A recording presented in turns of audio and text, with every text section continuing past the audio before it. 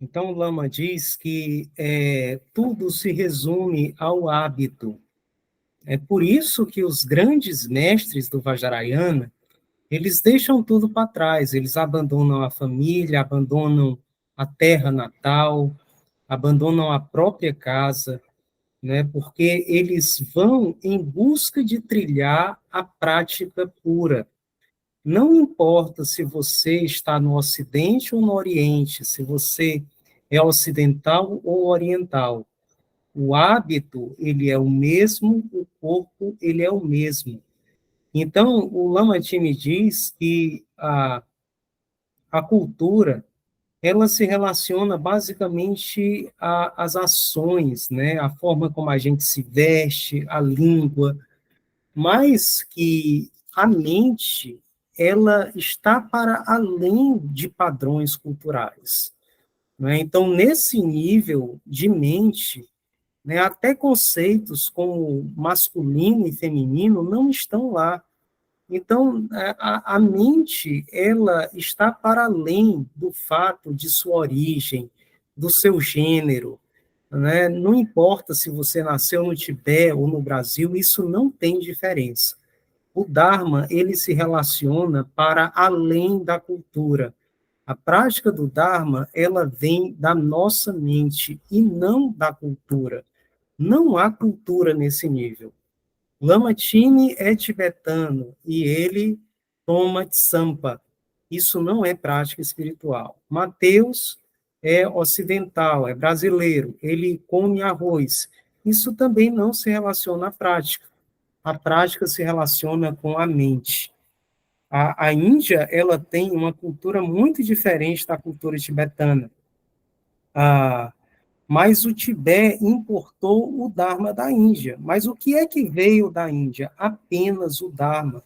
O Dharma, ele é atemporal, ele está para além da cultura, né? Não se importou da Índia a forma de se vestir, a língua, não se importou o padrão de alimentação, é completamente diferente do Tibete. O que se importou da Índia foi pura e simplesmente o Dharma, né? Então, do outro lado, né, do Himalaia, né, a forma como os tibetanos se vestem, como eles comem, como eles agem, as ações dos tibetanos, são completamente diferentes das ações dos indianos. Então, a gente importou a doutrina, a gente importou o Dharma. O Dharma é para além da cultura, né? Mas nós não importamos a cultura indiana. Então, muitas vezes, essa questão da cultura, ela é utilizada como uma desculpa para não praticar, como se nós fôssemos inferiores por sermos ocidentais. Ah, eu nunca vou chegar lá, porque eu sou brasileiro, eu sou um ocidental. A nossa cultura é assim, é assado. Para um tibetano é mais fácil praticar, né? Esses são obstáculos, são desculpas que nós criamos para o nosso próprio desenvolvimento, para a nossa própria prática espiritual. O Amati me disse que ele nasceu no Tibete, mas ele não nasceu iluminado, né? O Lama Time, ele não nasceu já sentado na posição de lótus praticando. Ele era uma criança muito selvagem, era um garoto assim terrível. Ele pulou da janela 3 vezes, ele quebrou o braço 3 vezes. Então foi aos poucos que ele foi introjetando o Dharma, né? Que o hábito foi surgindo nele, né? Mas quando ele nasceu, ele não tinha ideia de votos, de samaya, de prática, ele não tinha nada, ideia disso, né? Então, a mãe dele o ensinou algumas ações. Meu filho, não mata insetos, isso é karma negativo. Não minta, é karma negativo. Não brigue, não use de discurso rude, de língua ruim, porque isso é karma ruim. Então, os nossos pais nos ensinam a ação, mas só o nosso guru nos ensina o Dharma, né? Esse é o trabalho do nosso guru.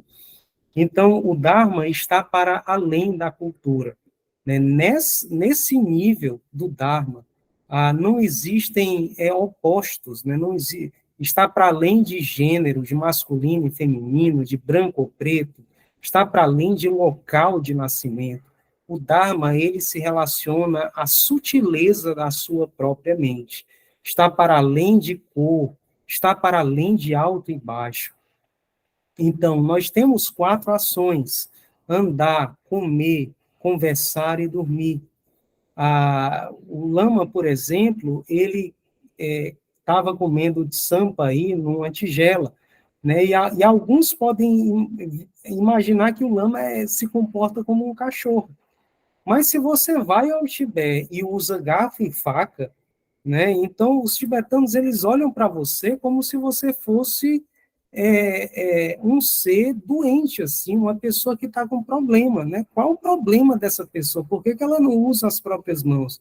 Por que ela precisa de um instrumento para algo tão simples como se alimentar? Né? Então, usar garfo e faca no Tibete é algo completamente fora do esquadro, né? As pessoas vão estranhar, vão perguntar qual é o seu problema, ou então vão imaginar que você está louco, né, de usar aquilo ali, quando você pode usar as próprias mãos. Então, tudo isso é padrão cultural, né? A forma como você se veste, a forma como você anda, como você dorme, mas o Dharma não está na cultura, o Dharma está para além da cultura. Não importa se você é tibetano ou se você é brasileiro.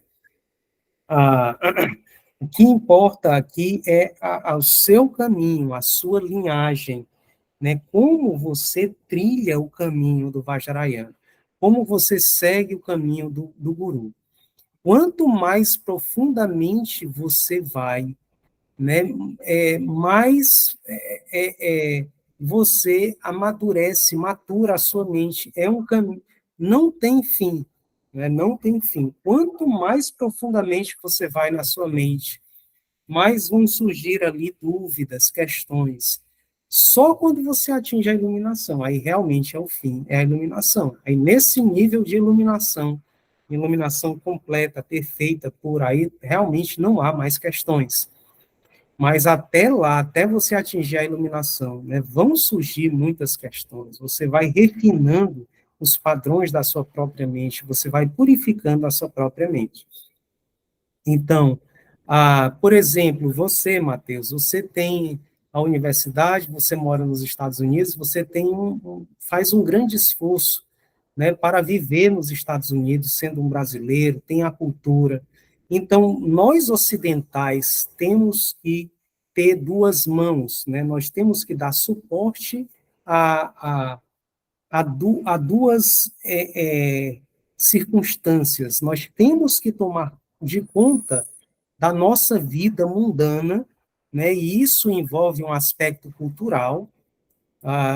Afinal de contas, nós precisamos sobreviver, nós precisamos viver com dignidade, um teto, nós precisamos nos alimentar.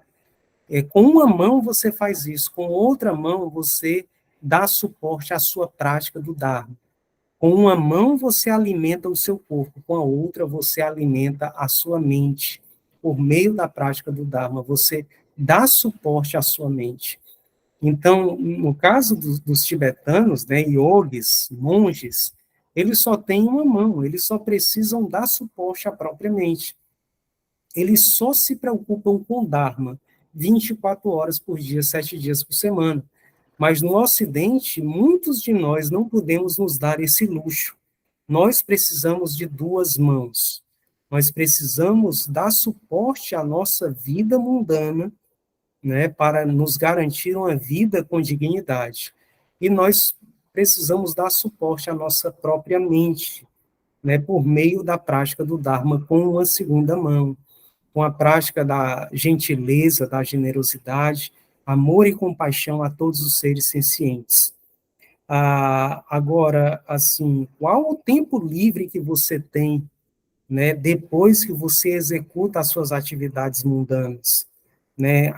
Se naquele feriado, naquele domingo, naquele dia que você está livre, você vai para a praia ou você vai meditar? Essa é a sua escolha.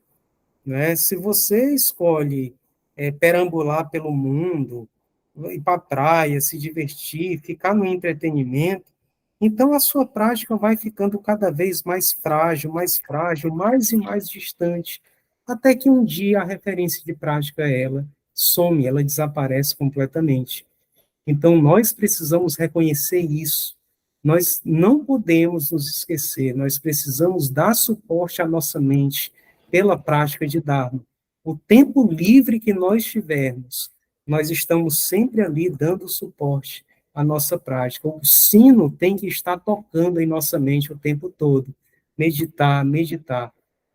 Então, o Lama disse que essa é uma pergunta muito boa, e que o Dharma não se confunde com a cultura, e que isso está muito claro.